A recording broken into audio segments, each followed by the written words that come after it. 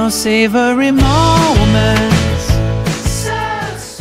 Hi hello welcome to savory moments. ఈరోజు మనం చేసుకోబోయేది కాకరకాయ నిలువ పచ్చడి. ముందుగా నేను ఇక్కడ 1/2 kg వరకు కాకరకాయలను తీసుకున్నాను.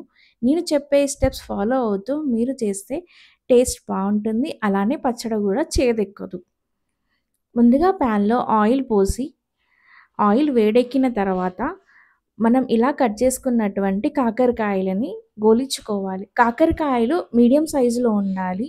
సన్నగా కట్ చేసుకుంటే కాకరకాయలు తొందరగా మాడిపోతాయి ఆయిల్లో. అందుకని మనం ఈ సైజులో కాకరకాయలని కట్ చేసుకోవాలి.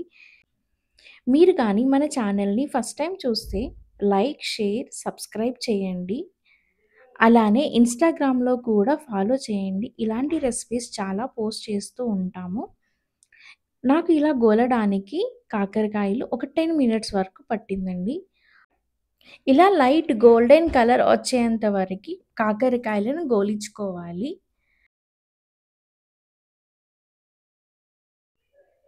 ఇలా గోలినటువంటి కాకరకాయలని పక్కకి ప్లేట్లోకి తీసుకుందాం. ఇలా ఆయిల్లో గోలడం వల్ల కాకరకాయల యొక్క చేదు అనేది పోతుంది.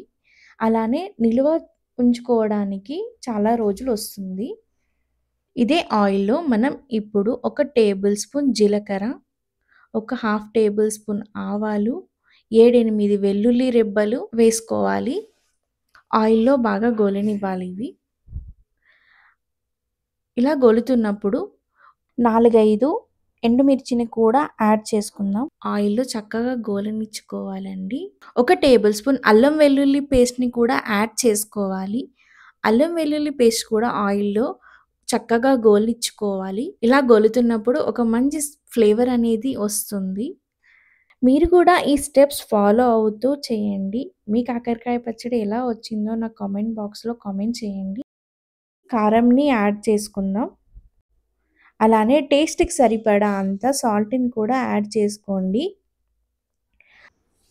ధనియా పౌడర్, అలానే కొంచెం జీలకర్ర మెంతుల పౌడర్ని కూడా యాడ్ చేసుకోండి. వీటన్నిటిని ఆయిల్లో మిక్స్ అయ్యేలాగా కలిపేసుకుందాం. ఇలా మిక్స్ చేసుకొని స్టవ్ ఆఫ్ చేసుకోవాలండి. లేదంటే ఈ పోపు అనేది మాడిపోతుంది. మనం ముందుగా గోలించుకున్నటువంటి కాకరకాయలను కూడా యాడ్ చేసుకుందాం. కాకరకాయలు అనేవి చల్లారాలండి. చల్లారిన తర్వాతకి వేసుకోవాలి. కాకరకాయలకి ఉప్పు, కారం అనేది అంతా కలిసేలాగా మిక్స్ చేసుకోవాలి. ఇక్కడ నేను చింతపండు ఏం యూస్ చేయట్లేదు కాబట్టి నిమ్మరసాన్ని యాడ్ చేసుకుంటున్నాను.